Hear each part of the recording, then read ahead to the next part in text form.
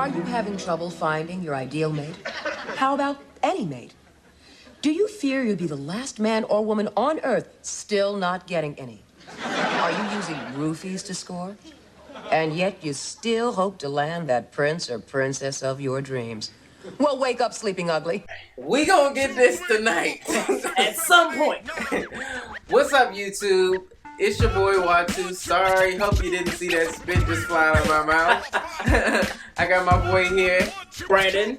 and we are talking about things as adults that we can't stand when dating in the DC area. Now, some of these things will reign true anywhere you live, but some things are unique to this area. As soon as you hear the one that's unique, you're gonna know exactly what it is. Exactly.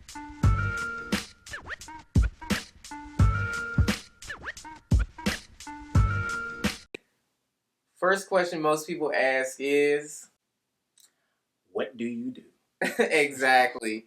DC is very much about not who you know, but what you do. Right? I mean, like, for me, I don't need to know exactly what you do in the beginning. I mean, I think it's one of those things that's part of, like, getting to know somebody. It tells you, like, what the interests are or something like that.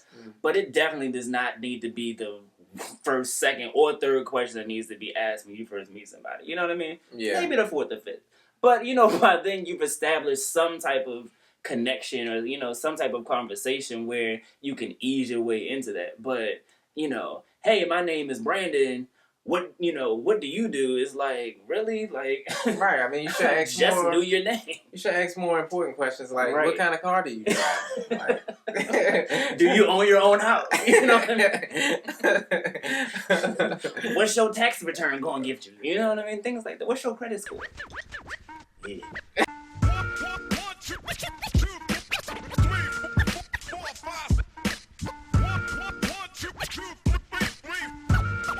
Inconsistency.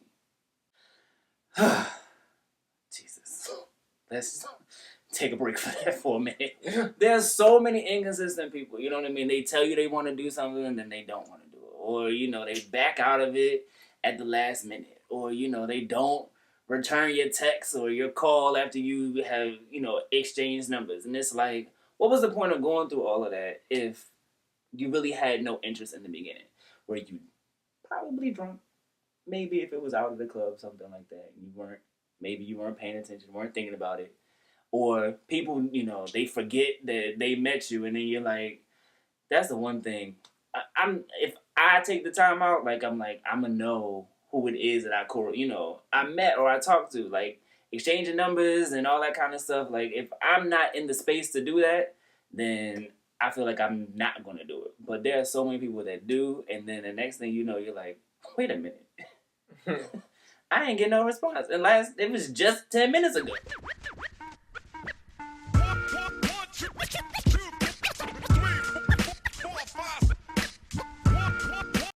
Hypocrites. Oof. Alright, so I'm not going to fake. I have no shame in my game. I am a connoisseur of an online dating app, okay? Oh. Not for sex, but I've actually met decent people on apps and had, somewhat of a relationship with, a situationship. Right.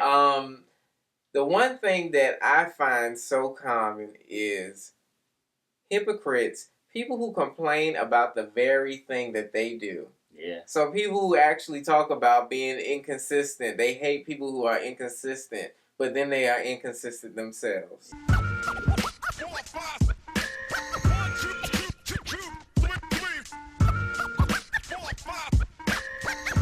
This one is twofold. Okay.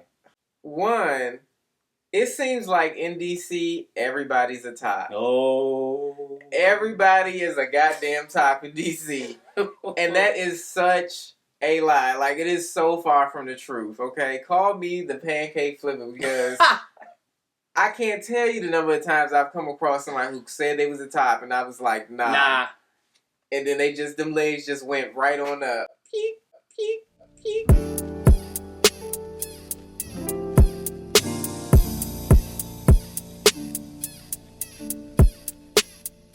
Asking me right off the rip, What's your sexual position? what's your sexual position? And me personally, I don't like to stick with labels because, like, it really depends on who I'm dealing with. And if I tell you what I am, then there's an expectation leading into the bedroom, and you might not meet the qualifications. Okay? Yeah. So, yeah. Yeah. Actually, I had a situation like that happen recently. Well, not so recently, but where the person came back to me and was like, why didn't you talk to me no more? And I was like, well, you gave me this one-sided view of yourself, and I was like, yeah, I can't deal with that. So, I'm out. Nigga 0 to 100, nigga real quick.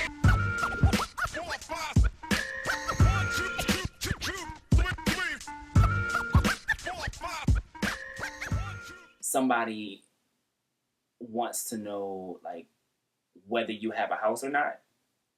Like, do you own your own home type of question? Oh, wow. Yeah. And I think it's one of those, like, it's another one of those socioeconomic class kind of things where they're trying to figure out, are you worth the time to go out with? And it's like, just because if I have a roommate, if I have, you know what I mean? Like, if I live at home with my mother at the moment because of whatever circumstance I may be going, that doesn't make me a bad person. Right. You know, it doesn't make me unqualified to date. It just means that, you know, this is my current situation at the moment. It doesn't mean I'm not working towards moving towards something different in my life or whatever. It's just the current situation. And you're going to block your blessing, worried about things that don't matter or not things that aren't about the quality of the person and more about what they look like on paper. Because what you look like on paper ain't going to sustain you in the long run.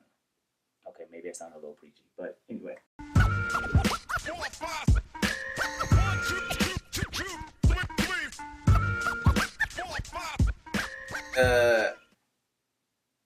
I got a degree. I got my own car. I got my own place.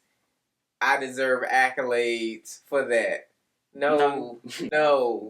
That's what you're supposed to do. Right. That's like no shade to the high school graduates only, but that's like, you know, making a big deal out of a high school graduation. That's what you're supposed to do. Or like, you know, a father being like, I take care of my kids. Like, that's what you're supposed to do. Like, come on. You don't deserve nothing for that.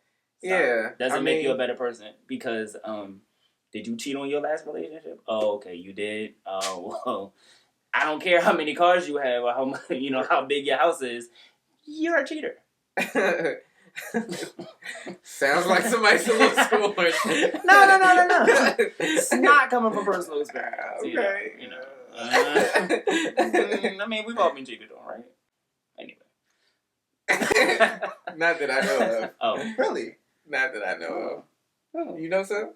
No. Oh, okay. Not for you. I know what's happened to me.